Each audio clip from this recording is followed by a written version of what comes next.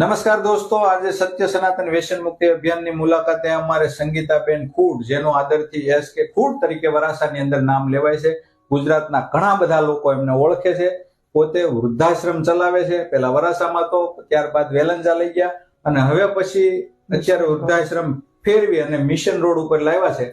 અને નાની મોટી થોડી ઘણી તકલીફ છે, આપણે એના મોઢે સાંભળશું. એ પહેલા આપણે સંગીતાબેન ખૂટનું સન્માન કરી લે, કારણ કે અત્યારના સમયમાં જેને પોતાના ઘરના ગૌઠા ગમતા નથી, ગઢા માણસો, એવા સમયમાં આ પટેલ સમાજની દીકરી સંગીતાબેન ખૂટ અત્યારે સમાજના વૃદ્ધોને, નાના બાળકો, અનાથ લોકોને સાચવે છે અને એનું ભરણ પોષણ કરે છે, ભણાવે છે, વગેરે વગેરે સમાજલક્ષી સેવા કરી રહ્યા છે. તો આ એક બેન સંગીતાબેન ખૂટ, સમાજની દીકરી, એને હાથ લાંબો કરવો પડે કે મારે વૃદ્ધાશ્રમ માટે પતરા નથી, ફરિયા નથી કે સારું નથી, તો એ આપણા માટે શરમજનકની વાત છે.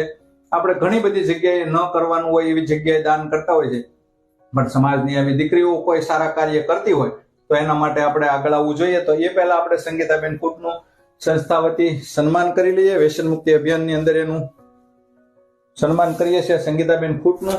અને બેન, તમે ખૂબ સરસ કામ કરી રહ્યા છો. અત્યારના સમયમાં હું કહું એમ ઘણા બધા લોકોને પોતાના ઘરના વૃદ્ધો છે એ પણ નથી ગમતા, ત્યારે તમે સમાજની અંદરથી વીણી અને જે નિરાધાર લોકો છે, વૃદ્ધો છે, બાળકો છે, એવા લોકોની તમે જયારે સાર સંભાળ લ્યો છો, સેવા કરો છો, તો તમારે અત્યારે આશ્રમ ફેરવવાથી શું તકલીફ પડી રહી છે અને શું તમારે જરૂરિયાત છે એ તમે લોકોને કહો, એટલે લોકો આપવા માટે તૈયાર છે. શું તકલીફ છે તમારે, બોલો. અત્યારે આશ્રમની અંદર ફંડ નથી, કારણ કે જે વસ્તુ છે તો એ આપણે ફંડ થી જ થવાનું છે. ફંડ વગર તો આપણે આગળ એક પણ પગલું ભરી નથી શકવાના.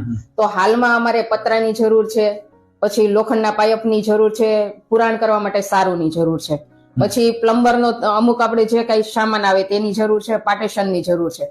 તો અમે એમ નથી કહેતા કે તમે અમને પૈસા જ આપો, તમે તમારાથી જે કઈ થાય એ તમે અમને મદદરૂપ કરો, અથવા તો અમારી જે વસ્તુની જરૂરિયાત છે તો એ વસ્તુ લઈને તમે અમારી સુધી પહોંચાડો.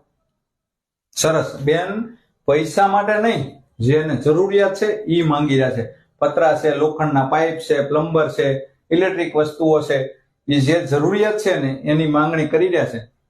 તો આ સમાજની એક પટેલ સમાજની દીકરી છે, પણ સર્વ જ્ઞાતિ એટલે કે 18 વર્ણના લોકો માટે કોઈ નાતજાત કે ભેદભાવ કે ઊંચ નીચ જોયા વગર સમાજલક્ષી જે સેવા કરી રહ્યા છે.